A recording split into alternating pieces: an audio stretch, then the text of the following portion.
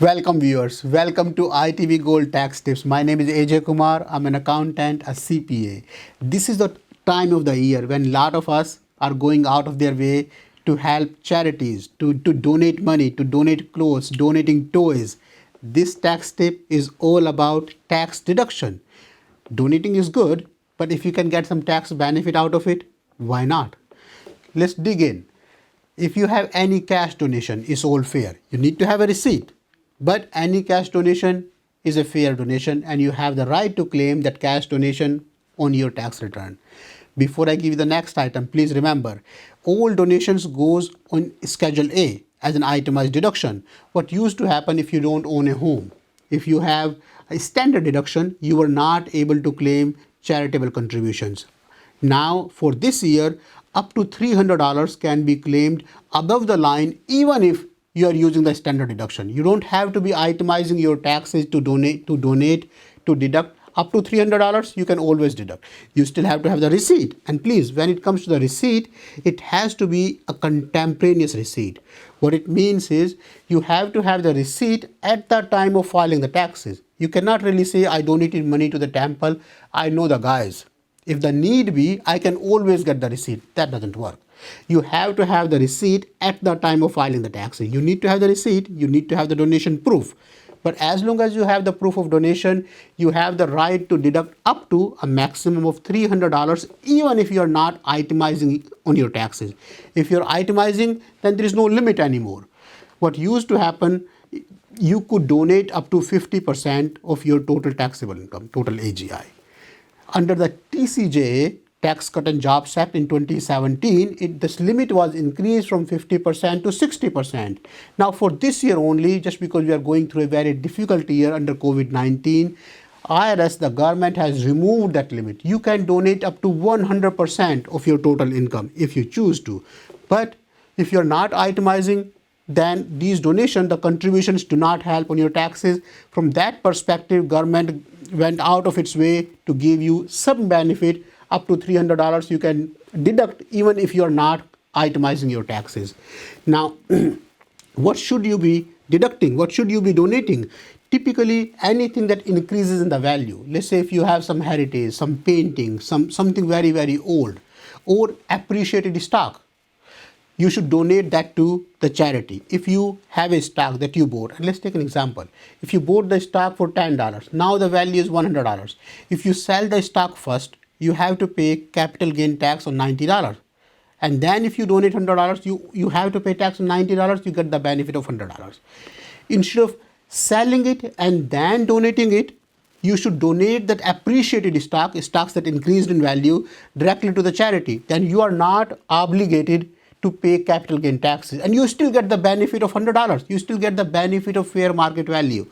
So if you are planning to donate stocks, if you have stocks losing value, you want to sell them first and donate the money. If you have stocks that increased in value, you don't want to sell them. You want to donate those stocks directly to the charity. Now, let's focus on what cannot be deducted. We talked about that cash can be deducted. If you are donating items, they can be deducted at the fair market value. Stocks can be deducted at the fair market value. You want to sell the stocks if they lost value, and you don't want to sell the stocks if they increased in value. Now, things that you cannot deduct. For example, donations to foreign charities. If you are donating money to India, those Indian charities, if they are not registered in US, you cannot deduct that money. Even if it's a valid charity, even if you really like them, you love them. But that charity, unless it's registered in US, it's not a charitable donations from the tax perspective, from a US government perspective. So what do you do about it? The roundabout way could be if you donate money to a US charity and get the tax deduction. And this US charity has the right to donate anywhere in the world. So consider an example. You donate the money to a US charity and this US charity donate the money to an Indian charity. In this example, you have the right to claim your deduction because technically you donated money to a US charity.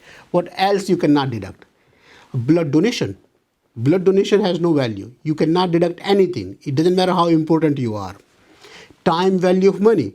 You cannot deduct time value of your money. Let's say, for example, if you go to a charity and you work over there 3 hours every week and you are making $10 an hour, can you deduct $30? No, you cannot. Time value of money is not deductible, even though going to the charity, the mileage coming back from the charity can be deducted. But your value of your time, value of your service cannot be deducted. I can't say I'm an accountant, I would prepare taxes for a charity and I would have charged them $500. I did your taxes for free, that's my donation. No, not okay. I have to accept the money first and then I have the right to give them the money in order to claim it as a charity. But time value of money is not a charitable donation. What else is not deductible? If you give money to a specific individual, you go to the temple, money given to the temple, if it's a 501c3, is a charitable donation. But if you give money to Panditji under his name, is it deductible? No, I'm sorry. Money given to an individual is not a charitable donation. Money given to priest, Panditji, Molvi, no, does not count.